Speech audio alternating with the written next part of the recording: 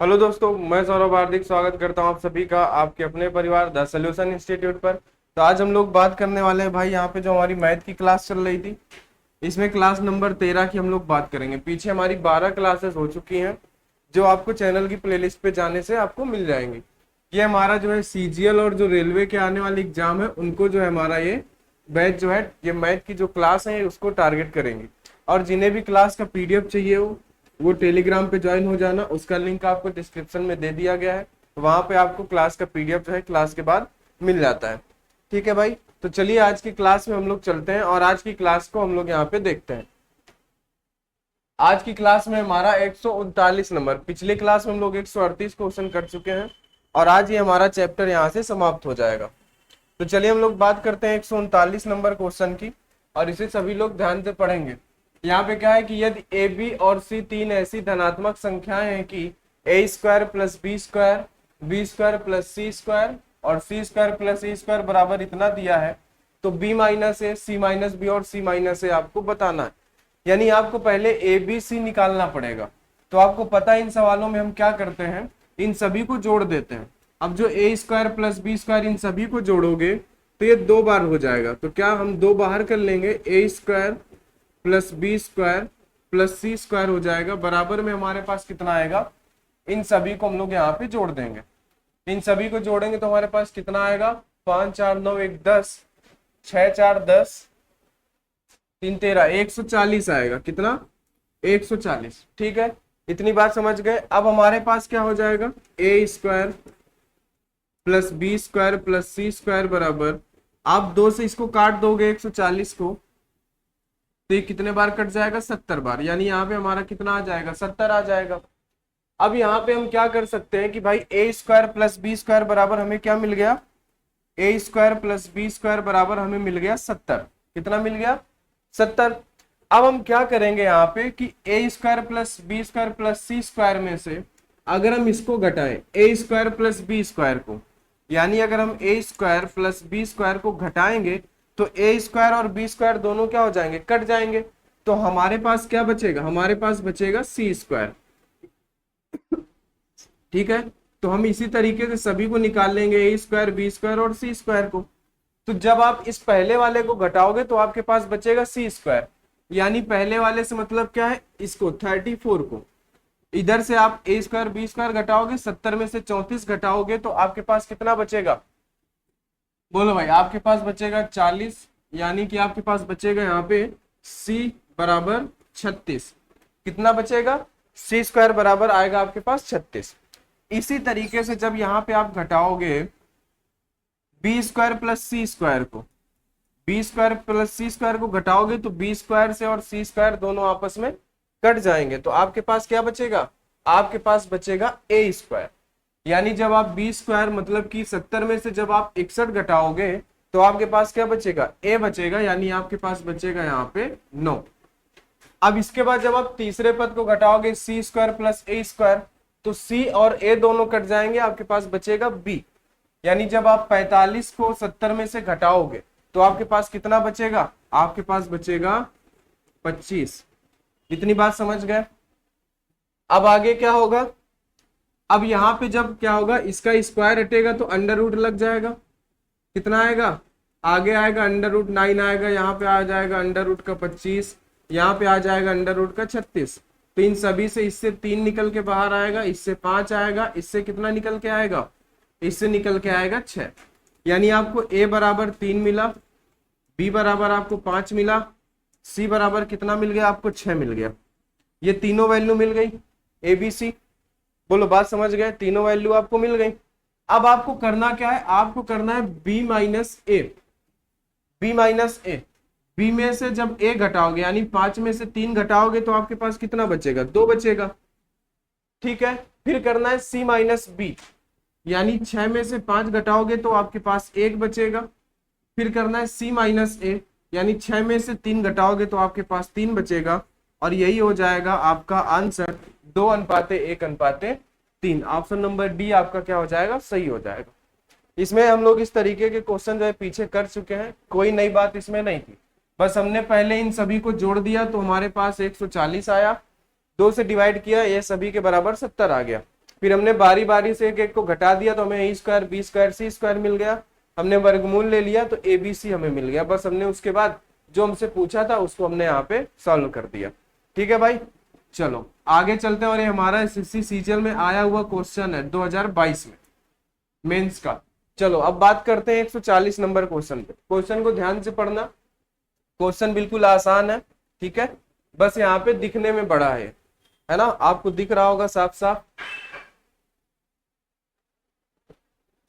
चलो क्वेश्चन सभी लोग ध्यान से पढ़ेंगे। यहाँ पे क्या बोला है, 46,800 रुपए की राशि को ए बी सी और डी में इस प्रकार विभाजित किया जाता है कि ए और बी के संयुक्त हिस्से का बी और सी के संयुक्त हिस्से से अनुपात 8:5 है। ठीक है, बी के हिस्से का सी के हिस्से का अनुपात 5:4 है।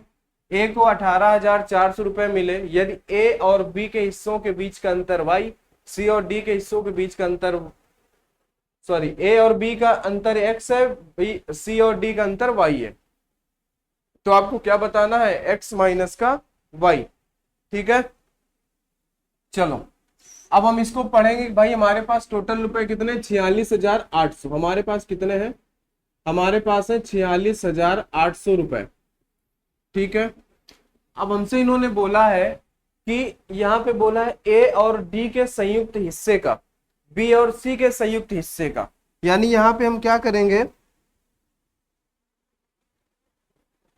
यहाँ पे हम क्या करेंगे कि ए और डी के संयुक्त हिस्सा, यानी हमारे पास ए प्लस डी होगा।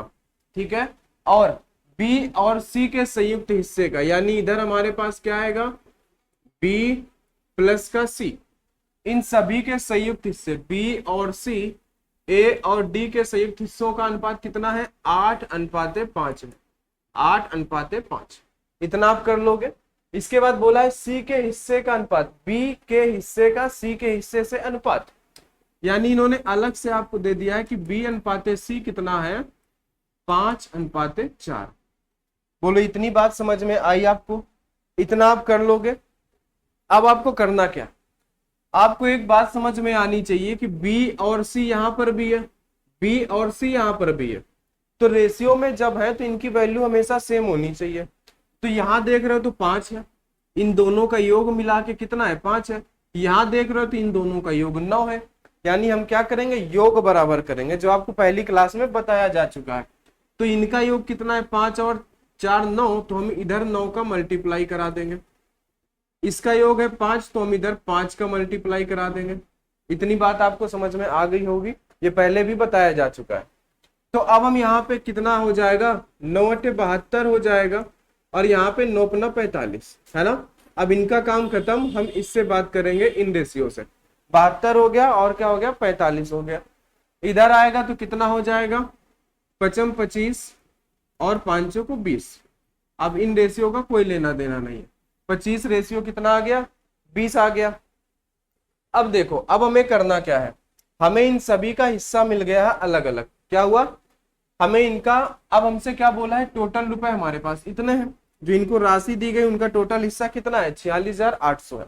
और इन सभी का आपको टोटल हिस्सा देखो, ए भी है, बी भी है, सी भी है और डी भी है, इन सभी का हिस्सा यहाँ पे है। बात आप समझ गए।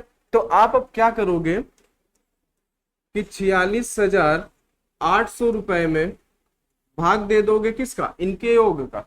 तो 5 2 7 और 7 4 11, यानी कितना हो जाएगा, यहाँ पे 7 4 11 होगा, यानी 117। अब आप 117 से इसको भाग दोगे, 7 चौको 28 और 11 चौको 44। ठीक है, 11 चौको 44 और 7 चौको 28, यानी ये इससे 4 बार डिवाइड होगा। एक बराबर आपको क्या मिल जाएगा, एक बराबर आपको मिल गया 400। एक बराबर क्या मिल गया, एक बराबर आपको मिल गया 400। ठीक है, कोई बात नहीं। अब आगे देखो, एक बराबर आपको 400 मिल गया, तो आपको बोला है, अब यहाँ पे देखो ए और डी दोनों साथ में 72 है, तो आप क्या करोगे, अगर 400 के साथ 72 का गुणा कराओगे, क्या करा दो, अगर आप 400 के साथ 72 का गुणा कराओगे, यानी कितना, 4 दूनी 8 और 7 चौको 28। ठीक है, तो ये क्या आ गया, ये आ गया ए और डी का साथ में, कितना 28,800 ए और डी का। जबकि यहाँ पे बोला है कि ए के पास 18,400 है। तो आप एक काम करो कि इस 28,800 में ये 18,400 को घटा दो, तो आपके पास कितना बचेगा 10,400। ठीक है, तो आपको पता है कि 18,400 ए का है, 18,400 किसका है, 18,400 ए का है। ठीक है, ये है ए का और ये आ गया किसका, डी का। बोलो भाई, बात समझ गए, इतना ए का आ गया, डी का आ गया। अब हमें क्या करना है कि भाई ए और डी आ गया, अब हमें चाहिए बी और सी। तो आप एक चीज बताओ, ये बी और सी का मिला के हिस्सा है 45, लेकिन अगर इधर देखें तो इन सभी का अलग अलग दिया है, 25 और 20 मिला के 45 है, लेकिन इधर अलग अलग दिया है। तो अब एक काम करो आप, अगर 400 के साथ आप 25 का मल्टीप्लाई कर दो और 400 के साथ आप 20 का मल्टीप्लाई कर दोगे, तो आपको क्या मिल जाएगा, इससे आपको मिलेगा बी का हिस्सा, इससे आपको मिलेगा सी का हिस्सा। 25 चौके 100, ठीक है, यानी 10,000 रुपए बी के हो गए। उसके बाद यहाँ 20 में कराओगे तो 4 दूनी 8, यानी 8,000 रुपए किसके हो गए, 8,000 रुपए सी के हो गए। आपको सभी का अलग अलग क्या मिल गया, अलग अलग सभी का रुपए मिल गया जो भी यहाँ पे दिया था। अब हमसे क्या पूछा है, ए और बी के हिस्सों के बीच का अंतर x है। किसका, ए जो है यहाँ पे, सॉरी ए हमारा ये नहीं है, ए है हमारा 18,400। ठीक है, ए और बी का जो अंतर होगा वो कहलाएगा x। तो कोई बात नहीं है, हम यहाँ पे a माइनस बी करेंगे। ठीक है, ए 18,400, बी है हमारे पास 10,000। तो आप जब इसको माइनस करोगे तो आपके पास क्या क्या बचेगा, आपके पास बचेगा 8,400 रुपए, जो कि क्या कहलाएगा, जो कि x कहलाएगा, ए और बी का अंतर।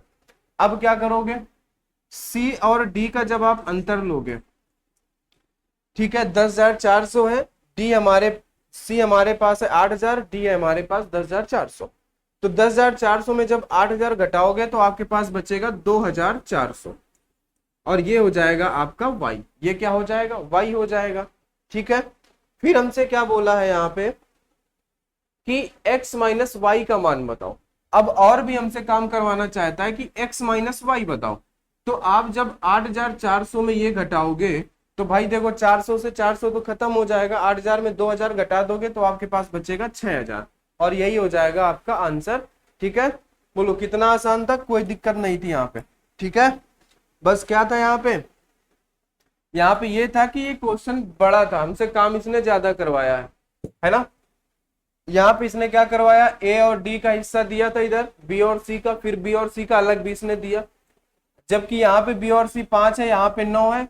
तो हमें ये बात परेशान कर रही है कि भाई रेशियो में सभी सेम होना चाहिए। जब सेम चीज है, बी और सी वहां भी, बी और सी यहाँ पे, तो हमने इनका योग बराबर कर लिया। फिर हमने देखा कि इधर A B, A D, B C यानी चारों हैं और इन चारों का योग है। तो हमने 46,800 में इसका भाग दिया, 1 बराबर 400 मिल गया। 72 में गुणा कराया तो हमारे पास ए और डी का हिस्सा 28,800 रुपए मिल गया। ठीक है, 28,800 में से 18,400 ए का था, तो डी का कितना बचा, 10,400। फिर हमने बात किया कि भाई इधर बी और सी का अलग अलग हिस्सा है। 25 1 बराबर 400 है, तो 25 बराबर 10,000 हो गया, ये बी का हिस्सा हो गया। फिर 1 बराबर 400, तो 20 बराबर 8,000, ये सी का हिस्सा हो गया। फिर हमें घटा देना था, ए और बी घटाए तो हमें एक्स मिल गया, सी और डी घटाए तो हमें क्या मिल गया, वाई मिल गया। कोई दिक्कत वाली बात नहीं थी, एक्स वाई घटा दिया तो हमें 6,000 मिल गया। ठीक है, और ये भी हमारा मेंस का क्वेश्चन है 2022 का। चलो आगे बात करते हैं, अगले क्वेश्चन पे चलते हैं। इसे देखो, ये भी बिल्कुल आसान है।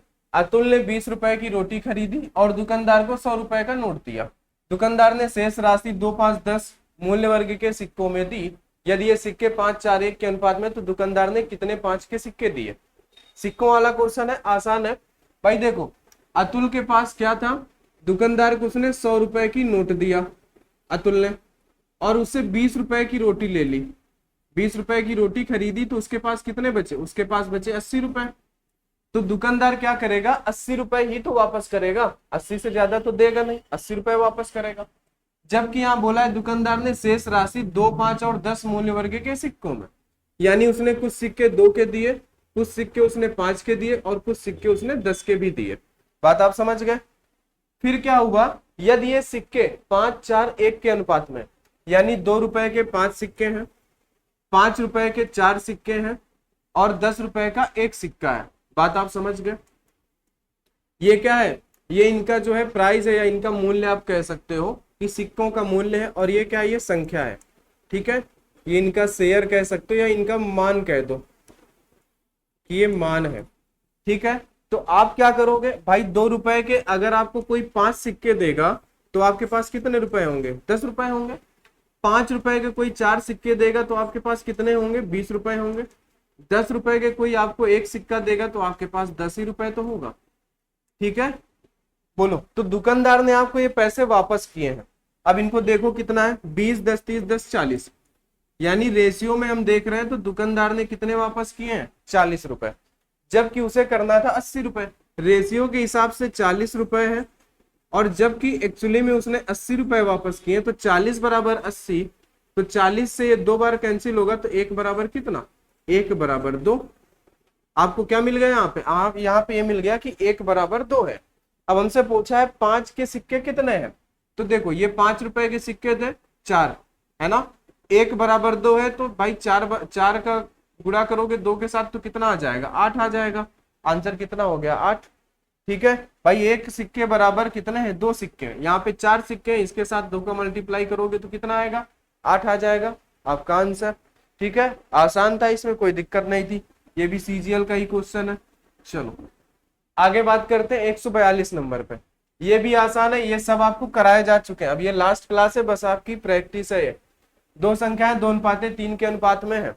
यदि पहली संख्या में 5 घटाया जाता है, दूसरी संख्या में 6 जोड़ा जाता है तो अनुपात इतना बन जाता है। यानी देखो 2 संख्याएं हैं 2:3 में। ठीक है, नया अनुपात क्या बन जा रहा है उनका, 5:12। ऐसा क्यों हो रहा है, क्योंकि यदि पहली संख्या में हम 5 घटा रहे हैं, दूसरी संख्या में हम 6 जोड़ दे रहे हैं। बोलो आपको इतना लिखना आता है। अब हमें बस इनका क्रॉस कराना होता है क्रॉस मेथड से। ठीक है, 12 दूनी 24 और 5 तिया 15, 15 और 24 में अंतर कितने का, 9 का।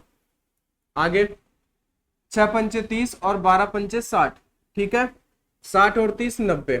यहाँ पे हम इन सबको जोड़ क्यों रहे हैं, क्योंकि ये माइनस है ये प्लस है, अलग अलग है, इसलिए क्या होगा यहाँ पे जुड़ जाएगा। सेम होता तो हम अंतर लेते। बात समझ गए, सब कुछ बताया जा चुका है। 1 बराबर कितना आ जाएगा, यहाँ पे आपको वैल्यू मिल गई 1 बराबर 10। इतनी बात खत्म।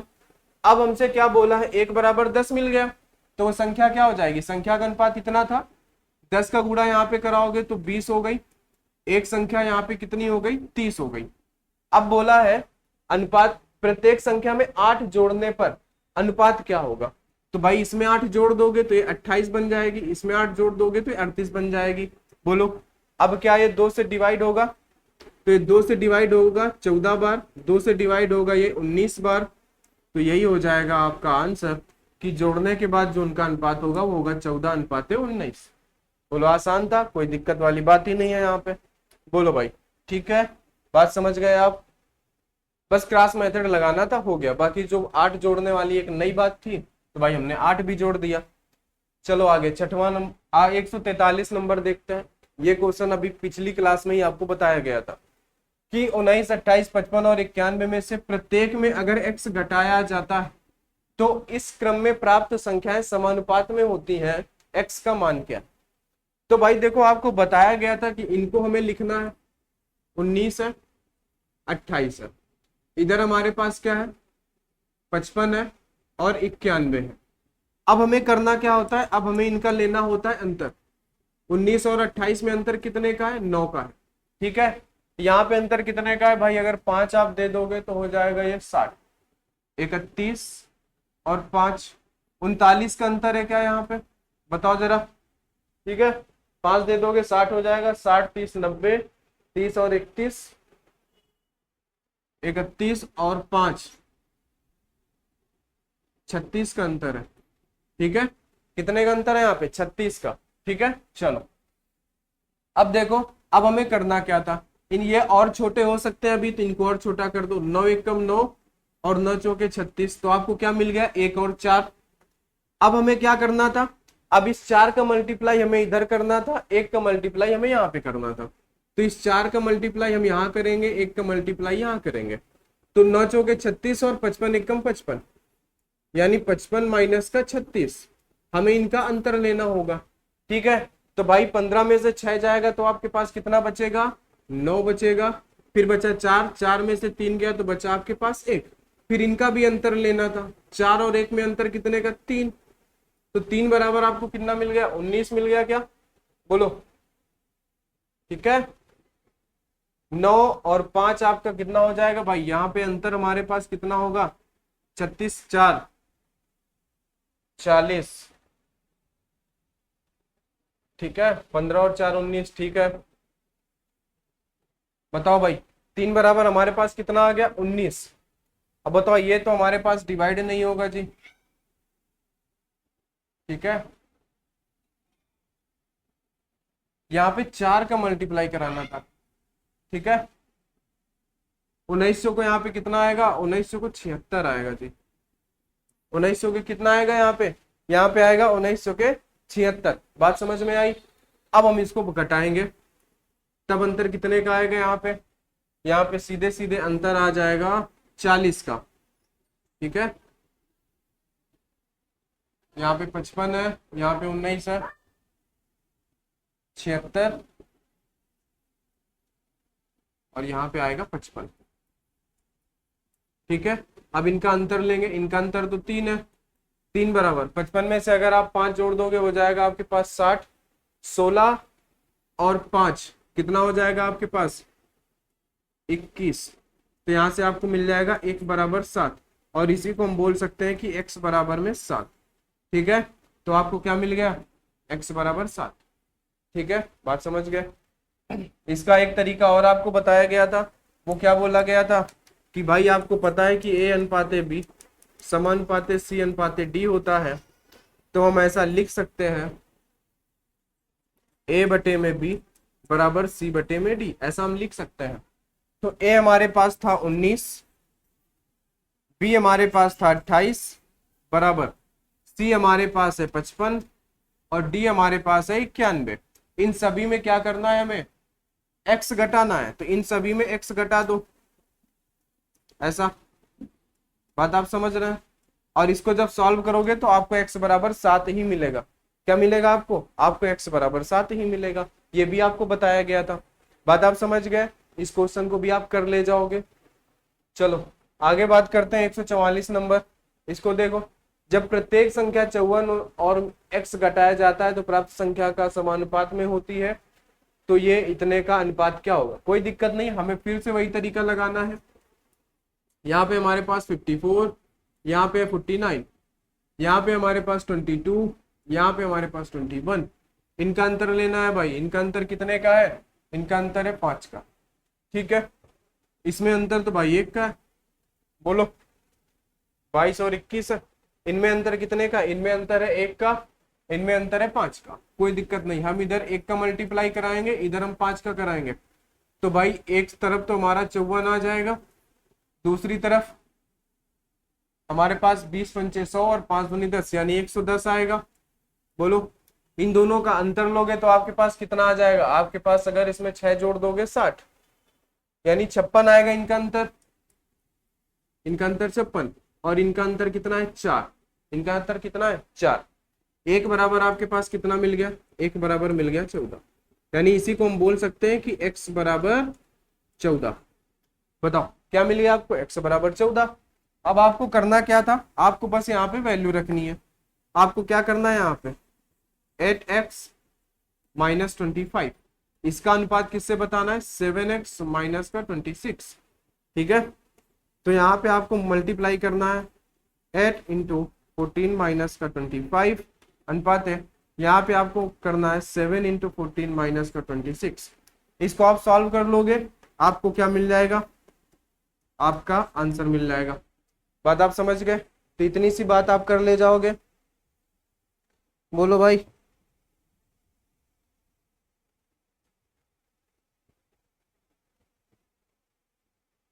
ठीक है, बताओ। इतनी बात कर लोगे, इसको सॉल्व कर लोगे, आपका आंसर मिल जाएगा। आप लोग इसको सॉल्व कर लेना। चलिए ये भी सीजीएल का क्वेश्चन था, कितना आसान था। आगे बात करते हैं, इसको थोड़ा पढ़ो, इसको ध्यान से पढ़ना इस क्वेश्चन को। 12, 18 और 6 का चौथा अनुपात के और 6 के तीसरे अनुपात के समान है, यानी इनका जो चौथा अनुपात आएगा वो के और 6 के तीसरे अनुपात के बराबर होगा। बात आप समझ गए। ये क्वेश्चन भी हम लोग पहली या दूसरी क्लास में कर चुके हैं इस तरीके के।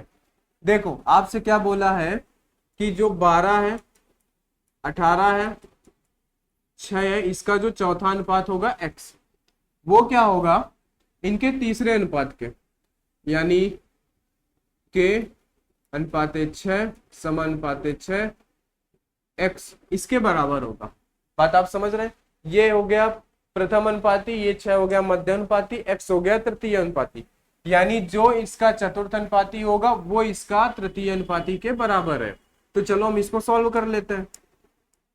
आपको पता है कि भाई बाहर बाहर का मल्टीप्लाई होगा अंदर अंदर का, तो 12 गुणे x बराबर 18 इंटू में 6, तो आप बोलोगे x बराबर 18 गुणे में 6 बटे में 12, 6 से 2 बार, 2 से 9 बार, तो आपको मिल गया x बराबर में 9। और यही जो हमें मिला चौथा अनुपात, यही इसके तीसरे अनुपात के बराबर है ना। तो k का मान बताओ, हमारे ये इसके तीसरे अनुपात के बराबर है, यानी कि क्या है k अनुपाते 6 समानुपाते 6 अनुपाते इसकी जगह आ जाएगा 9। बोलो बात समझ में आ गई क्या? अब बताओ यहाँ पे क्या होगा कि भाई आपको पता है कि हमारे पास क्या होता है बी स्क्वायर बराबर AC, ठीक है। अब हमें क्या निकालना है, k का मान, प्रथमानुपाती यानी a निकालना है। तो a बराबर क्या हो जाएगा बी स्क्वायर अपान में c, और b हमारे पास क्या है 6 है, यानी 6 और 6 का मल्टीप्लाई हो गया 36, c हमारे पास 9 है, 9 चौके 36, और हमें मिल गया a बराबर अपना 4। आंसर नंबर हमारा C। बोलो इसमें कोई बड़ी बात नहीं थी, ये हमारे पास आसान था, ठीक है। चलो आगे बात करते हैं, अभी तो और बड़े बड़े क्वेश्चन है, थोड़ा सा जल्दी करना है। चलो इस क्वेश्चन को ध्यान से पढ़ो, क्वेश्चन को बस पढ़ने की बात है, बाकी इसमें कोई भी बड़ी बात नहीं है, ठीक है। 2 रेलवे स्टेशन के बीच प्रथम तथा द्वितीय श्रेणियों के किराए के बीच 10:7 का अनुपात था, तथा बाद में किराए में क्रमशः 3:4, 5:9 के अनुपात में वृद्धि की गई।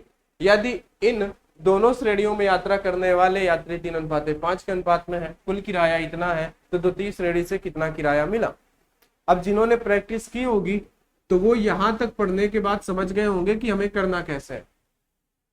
जैसे आपको एक क्वेश्चन कराया गया था, आपको याद हो तो, है ना, नाम नहीं याद है, उसमें क्या था कि उनकी आय जो थी पहले इतनी थी, फिर उनकी आय बढ़ाई जा रही थी 3:4 या 5:6 ऐसे करके। सेम वही क्वेश्चन है। तो हमें देखो करना क्या भाई, 2 तरह के हैं, फर्स्ट श्रेणी और सेकंड श्रेणी। फर्स्ट श्रेणी का जो किराया था वो 10 था और ये 7 था। फिर किया गया प्रथम श्रेणी को बढ़ा दिया गया किराया 3:4 में, सेकंड श्रेणी का किराया बढ़ा दिया गया 5:9 में। बात आप समझ गए। यानी अब कहने का मतलब क्या होता है कि ये जो है ये पहले का है, और 3 से बढ़ा के 4 किया गया है, ये बाद का है, ठीक है। ये जो है 5, ये पहले का है, 5 को बढ़ा के 9 किया गया, ये आपका क्या है बाद का। इतनी बातें आप समझ जाओगे, कोई दिक्कत नहीं होगी। अब देखो तो क्या हुआ, ये पहले का है और ये भी तो पहले का है, तो आप बोलोगे कि 3 बराबर 10 है ना। तो 1 बराबर कितना, 1 बराबर 10/3, तो 1 बराबर मिलेगा। फिर आप 4 का मल्टीप्लाई कर दोगे तो आपको बाद वाला मिल जाएगा, नया किराया मिल जाएगा। आप ये कर चुके हो। आगे देखो, पहले का 5 है और पहले का 7 है, यानी 5 बराबर है 7 के। इसको हम अगर लिखना चाहें तो 1 बराबर लिख सकते हैं 7/5। जब आप 7/5 करोगे तो आपको पिछला किराया 1 की वैल्यू मिल जाएगी, और बाद का नया पता करने के लिए आप उसमें 9 का मल्टीप्लाई करा दोगे तो ये बाद का हो गया। बात आप समझ गए। अब देखो यहाँ पे क्या होगा, 40/3, यानी हम यहाँ पे लिख सकते हैं, चलो इसको हम आगे ही लिख देते हैं, यहाँ पे क्या हो जाएगा, यहाँ पे हो जाएगा आपका 40/3, इधर लिखोगे तो 63/5। बोलो बात समझ गए क्या? इतनी कोई दिक्कत नहीं है। अब हमें करना क्या है, देखो यदि इन दोनों श्रेणियों में यात्रा करने वाले यात्री 3 और 5 में है, इसमें श्रेणी करने वाले, अब देखो ये हमारे पास क्या, ये किराया है, ये क्या है, किराया है। और हमारे पास आगे जो दिया गया ये संख्या दिया गया है कि पहले श्रेणी में 3 लोग हैं और इस श्रेणी में 5 लोग हैं। भाई एक लोग का किराया इतना है तो 3 लोग का कितना आप गुणा कराओगे, एक लोग का किराया इतना तो 5 लोग का कितना आप गुणा कराओगे। तो आप जब गुणा कराओगे तो 3 से 3 कट जाएगा, 5 से 5 कट जाएगा, यानी आपको फर्स्ट श्रेणी से 40 रुपए मिलेंगे, सेकंड श्रेणी से 63 मिलेंगे रेशियो के हिसाब से। जबकि आपसे बोला है कुल किराया कितना है, ठीक है, इसको थोड़ा सा ऊपर करते हैं। जब आपसे बोला है यहाँ पे कि कुल किराया है 30,900 और रेशियो के हिसाब से तो हमें पता चल रहा है इतना 103, आप 103 का भाग दे दोगे, 103 का जस्ट 3 गुना है, एक बराबर आपको मिल जाएगा 300। बताओ इतनी बात समझ में आ गई क्या? तो बोला है द्वितीय श्रेणी से कितने रुपए मिले, द्वितीय श्रेणी कौन सी है, ये है 63, 63 का मल्टीप्लाई करोगे 36 का 18 यानी 18,900 रुपए। कौन सी बड़ी बात थी, कोई बड़ी बात नहीं है, बस आपको ये पता था कि ये 10 पहले का ये दूसरे का, फिर ये भी फर्स्ट श्रेणी का है और ये सेकंड श्रेणी का है। फर्स्ट श्रेणी का 3 से 4 किया गया, यानी जो पहले 3 था, 3 बराबर 10 तो 4 बराबर क्या, 5 बराबर 7 तो 9 बराबर क्या, ये आपको पहले बताया जा चुका है, आप आराम से कर ले जाओगे, ठीक है, और कोई दिक्कत नहीं। चलो आगे बात करते हैं, 147 नंबर है ना, चलो आ जाओ। 147 नंबर को देखो, ध्यान से पढ़ो। ए और बी की आय 5:3 के अनुपात में है, ए बी और सी का व्यय 8:5:2 के अनुपात में है। यदि सी का खर्च इतना है, बी इतने रुपए बचाता है, तो ए की बचत क्या होगी। देखो यहाँ पे 3 लोग हैं, कौन कौन है, ए है, बी है और सी है। और सबसे पहले इनके इनकम की बात की गई है, यानी कि इनके आय की बात की गई है। फिर उसके बाद इनका व्यय बोला है, यानी कि इनका एक्सपेंडिचर बोला है, खर्च बोला है जिसे हम व्यय कहते हैं। इसके बाद बोला है इनकी बचत, यानी सेविंग्स की भी बात की गई है। तो कोई बात नहीं, हम भी बात कर लेंगे। इनकम है ए और बी की 5:3, यानी ए की आय है 5, इसकी आय है 3, कोई बात नहीं। एबीसी का खर्चा कितना है, 8, 5 और 2, खर्चा कितना है भाई, 8 है, 5 है और 2 है। और यहां पे इन्होंने बड़ी चालाकी से बोला है सी 2,000 रुपए खर्च करता है, सी 2,000 खर्च करता है, और ये भी तो खर्च ही है, यानी 2 बराबर इन्होंने बोल दिया 2,000। भाई रेशियो में बोला है व्यय 2 करता है, खर्च 2 करता है, और जब रुपए की बात आई तो उसने बोला सी बराबर 2,000 रुपए, यानी सी 2,000 रुपए खर्च करता है, यानी 2 बराबर 2,000। तो आपको पता है कि भाई 1 बराबर 1,000 होगा, ठीक है, 2 का भाग दे दोगे तो 1,000 ही तो आएगा, है ना।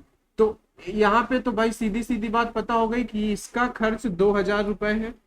1,000 का मल्टीप्लाई कराओगे यहाँ पे 5,000, यहाँ पे आप 1,000 का मल्टीप्लाई कराओगे तो यहाँ पे कितना आ जाएगा, 8,000। बात समझ गए, खर्चा सभी का हमें मिल गया, क्योंकि ये खर्च का रेशियो था इसलिए ये खर्च में ही हमने किया। ऐसा नहीं कि एक का मल्टीप्लाई यहाँ पे करा दो 3,000 बना दो, जिसका रेशियो है उसी के साथ मल्टीप्लाई कराएंगे। बात करते हैं आगे। बी 700 रुपए बचाता है, बी जो है 700 रुपए बचत करता है।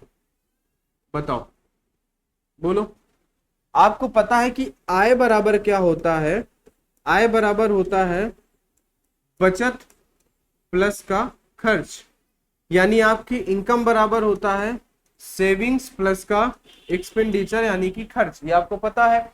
तो आप क्या करोगे, बचत और खर्च को जोड़ दो। खर्च कितना है 700, बचत है कितना 5,000, यानी कितना हो गया। अगर हम बी की आय बात करेंगे तो बी की आय हो गई 5700, हो गई कि नहीं हो गई, 5700 रुपए, यानी 3 बराबर कितना आ गया, 3 बराबर आ गया 5700 रुपए। बोलो बात समझ में आई कि नहीं। भाई बी की आय हमें मिलेगी ना भाई, आप जितना खर्चा करते हो जितना बचाते हो उतना ही कमा पाओगे, ठीक है। तो 5700 रुपए बी कमा रहा है, 3 बराबर 5700 है ना। तो 1 बराबर 19, 19 पचे 95। अब ये आय का हमें रेशियो मिल गया कि 1 बराबर कितना, 1 बराबर 1900। बोलो भाई, 1 बराबर 1900। अब इस 1900 का 5 में मल्टीप्लाई करोगे तो 19 पचे 95, यानी इसकी आय मिल जाएगी 95, यानी कि 9500। एक ही आय आपको मिल गई 9500, एक का व्यय मिल गया आपको 8500। तो आपसे बोला है एक ही बचत क्या है। तो भाई 9,500 रुपए आप कमाते हो, 8,000 रुपए खर्च कर देते हो, तो आप 1,500 रुपए ही तो बचाओगे। बोलो भाई, बात समझ गए? आपकी बचत कितनी आ गई? 1,500 रुपए। ऑप्शन नंबर ए आपका सही हो जाएगा। यहाँ पे सी की आय हमसे नहीं पूछ सकता है, क्योंकि सी के आय के बारे में कोई रेशियो ही नहीं दिया है। ठीक है, जिसका दिया है बस उतना ही पूछ सकता है वो, है ना। तो हमने पहले आय लिखी, फिर हमने उनका व्यय लिखा, फिर ये हमारे काम की चीज थी कि सी बराबर 2,000 रुपए खर्च करता है, और ये भी खर्च का रेशियो था। दो यानी 2 बराबर कितना था? 2,000, 1 बराबर 1,000, यानी ये 2,000 रुपए खर्च कर रहा था, ये 5,000 करेगा, ये 8,000 करेगा। इनका हमने जोड़ा, इसकी आय मिली, आय का हमें 1 बराबर मिल गया, तो इसमें हमने गुणा कराया तो 9500 मिल गया, 8,000 में घटा दिया 1,500 मिल गया। ठीक है, आराम से हो गया। अब चलते हैं, इसको देखते हैं। आ जाओ, ये भी मेंस का ही क्वेश्चन है। ठीक है, एसएससी सीजीएल मेंस का क्वेश्चन है। चलो देखो, एक मंदिर में प्रत्येक आगंतुक, यानी मंदिर में जो आने वाले लोग हैं, वो अनाथों को फल प्रदान करता है।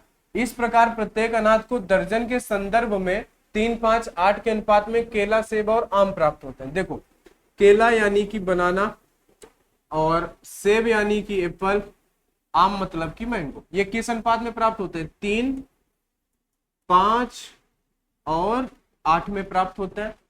कोई दिक्कत नहीं, ठीक है।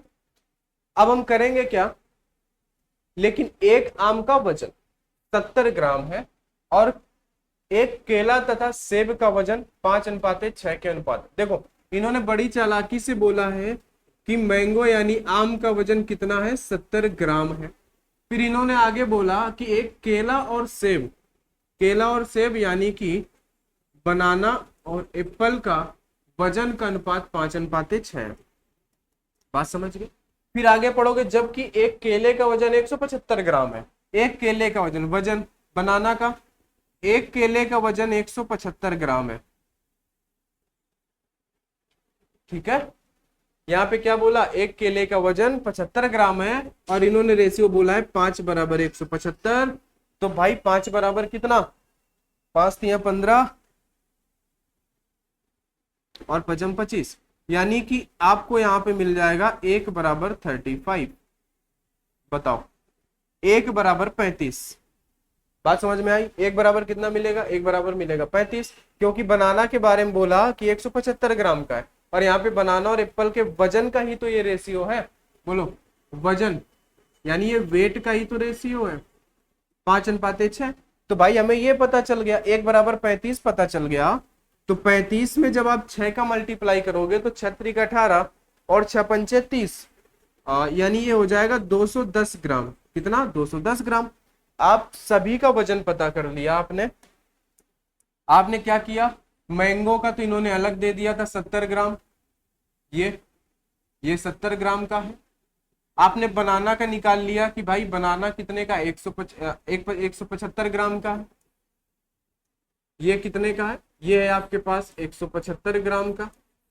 कोई बात नहीं।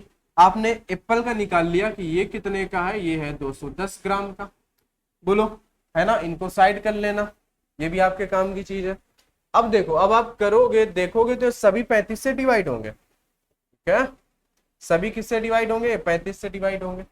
आप इसको 35 से अगर डिवाइड करोगे तो कितनी बार डिवाइड हो जाएगा?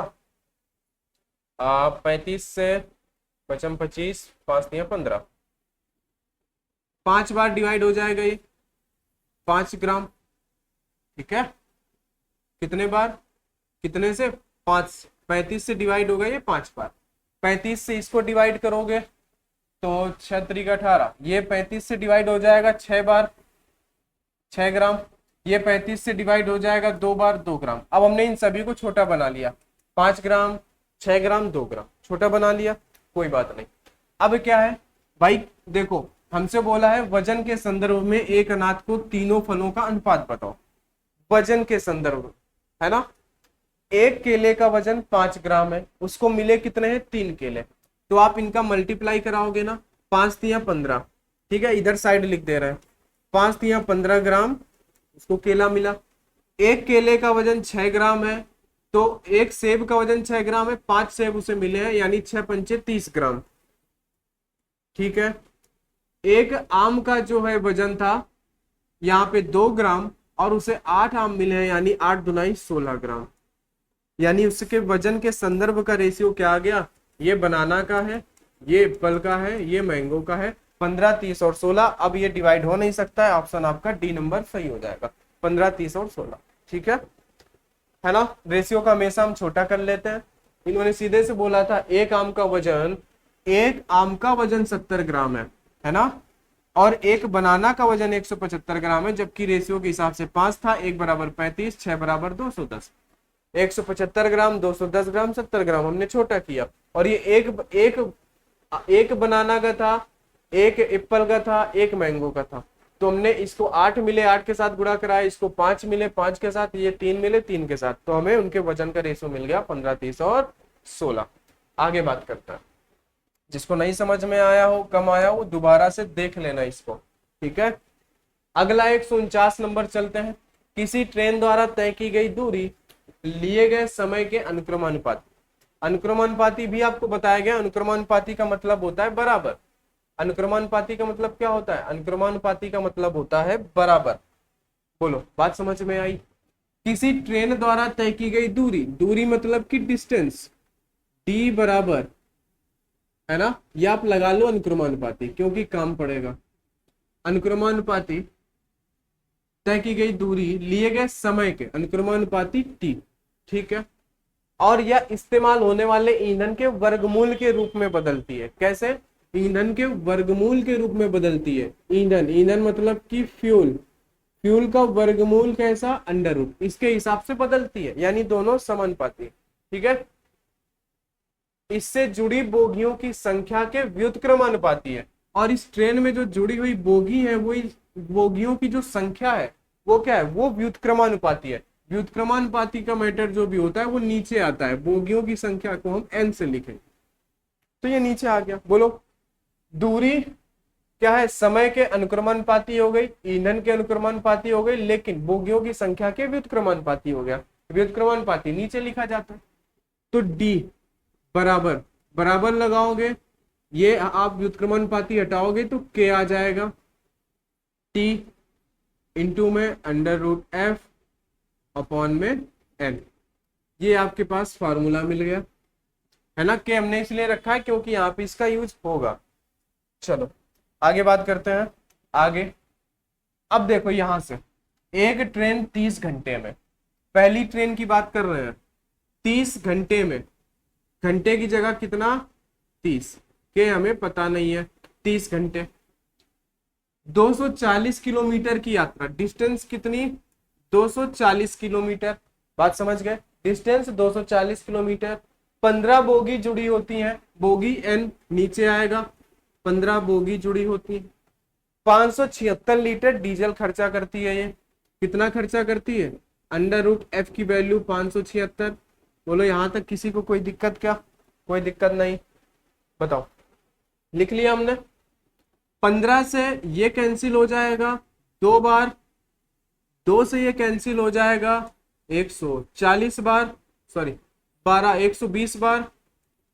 ठीक है, और ये वर्ग है किसका, ये वर्गमूल है 24 का, किसका, 24 का। बोलो, तो 24 से कितनी बार डिवाइड हो जाएगा, 20 पंचे 100 और 5 को 20। इससे अगर हम डिवाइड करना चाहें तो ये 24 से डिवाइड हो जाएगा 5 बार, यानी के बराबर आपको क्या मिल गया, आपको के बराबर मिल गया 5। बताओ जरा, इतनी बात हो गई पहली ट्रेन की। के बराबर क्या मिल गया, के बराबर आपको मिल गया 5। अब आगे चलते हैं। अगला, 1 किलोमीटर में ईंधन की खपत ज्ञात कीजिए। ठीक है, हमें 1 किलोमीटर में ज्ञात करना है, हम कर लेंगे। अगली बात करते हैं, जब एक ट्रेन 40 घंटे में, टी की वैल्यू अब देखो यहाँ पे हम k की वैल्यू रख देंगे क्योंकि k की वैल्यू हमें 5 मिल चुकी है। ठीक है, एक ट्रेन 40 घंटे में 200 किलोमीटर की यात्रा करती है जिसमें 20 बोगियां जुड़ी हैं। 20 बोगियां जुड़ी हुई हैं। कितनी बोगियां जुड़ी हैं? 20, है ना। अब बताओ, अब आप क्या करोगे? यहाँ पे 20 बोगियां जुड़ी हैं, 200 किलोमीटर। आपको बताना है 1 किलोमीटर में ईंधन की खपत कितनी होगी। आपको यहाँ पे क्या बताना है? √F फ्यूल बताना है। बोलो, आप इसको बस सॉल्व कर लोगे, आपको क्या मिल जाएगा? आपको आंसर मिल जाएगा। बोलो भाई, ठीक है, बताओ। इसको आप सॉल्व करोगे, आपको आंसर मिलेगा 20 से ये कैंसिल हो जाएगा 2 बार। ठीक है, फिर आपके पास कितना आएगा? बताओ भाई, आपके पास ये 20 जो है 20 से कैंसिल हो गया। अब ये इधर आएगा 5 दूनी 10, यानी आपको F बराबर यहां से कितना मिल जाएगा? F बराबर कितना मिलेगा? बोलो भाई जल्दी से। F बराबर यहाँ पे आपको कितना मिलेगा? बताओ।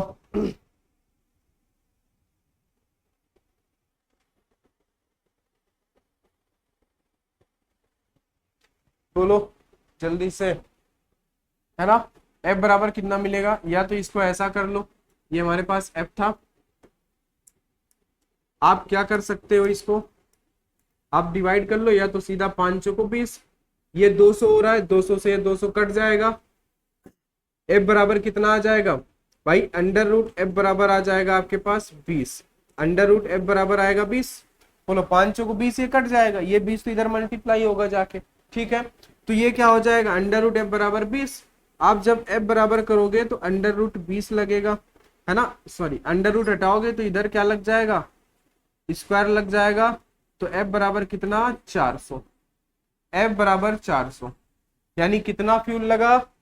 400 लीटर, है ना। किसमें? इस 200 किलोमीटर चलने में 400 लीटर फ्यूल लगा है। 200 किलोमीटर चलने में तो 200 से इसको डिवाइड करोगे तो कितना आएगा? 2 लीटर, यानी 1 किलोमीटर में कितना? 2 लीटर पर किलोमीटर का एवरेज आएगा। 2 लीटर पर किलोमीटर का आपका क्या आ जाएगा? यूरेज आ जाएगा इसका। बोलो, आई बात समझ में? ठीक है भाई, आपने क्या किया यहाँ से, इसीलिए हमने k की वैल्यू यहाँ पे रखी, क्योंकि फिर यहाँ पे 2 वैल्यू मिसिंग हो जाती, F भी और k भी, है ना। तो हमें चाहिए था k, हमने 5 रखा।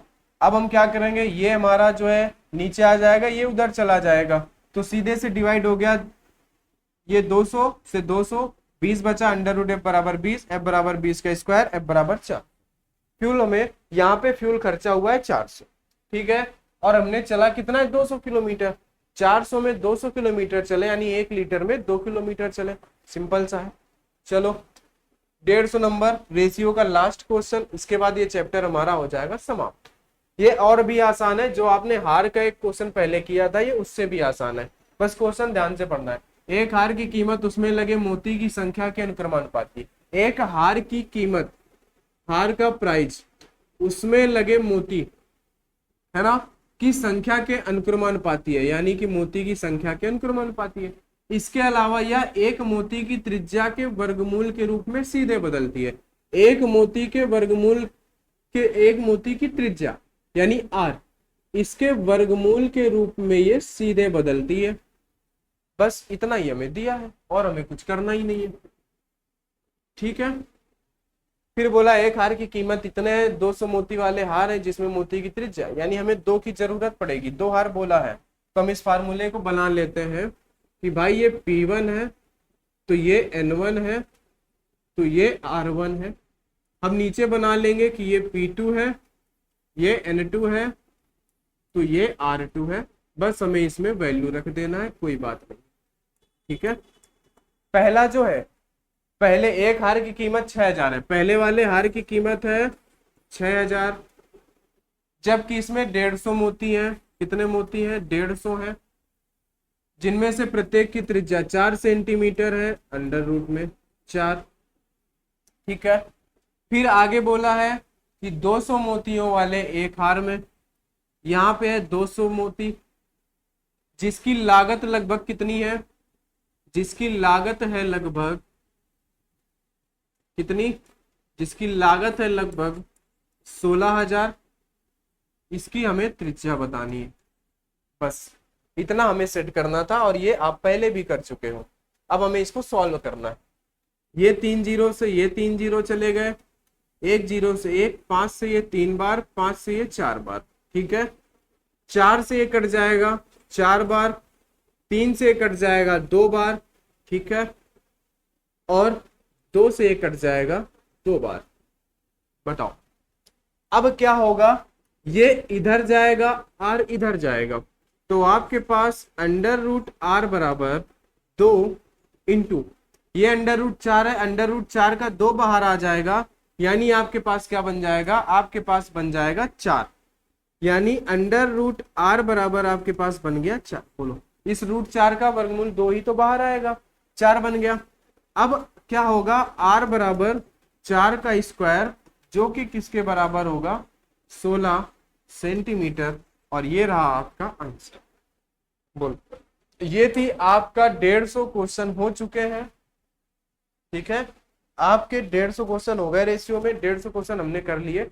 अब लगभग जितने तरीके के क्वेश्चन पूछे जाते हैं, जो उनकी लैंग्वेज होती है, वो सारे क्वेश्चन आपके हो चुके हैं। बात समझ गए, जो क्वेश्चन पूछे जाते हैं वो सारे लैंग्वेज के हो चुके हैं। अब आपको बस प्रैक्टिस करनी है, जो नई लैंग्वेज मिलेगी वो आपको आपके हिसाब से करने होंगे इन क्वेश्चन को देखते हुए, है ना। आपको डरना नहीं है कि नया क्वेश्चन है, आपने पहले कर रखे हैं, उन्हीं में से आपको तरीका निकाल के करना होगा। आपको परेशान नहीं होना है, बस आपको प्रैक्टिस करनी है, आपसे क्वेश्चन बनने लगेंगे।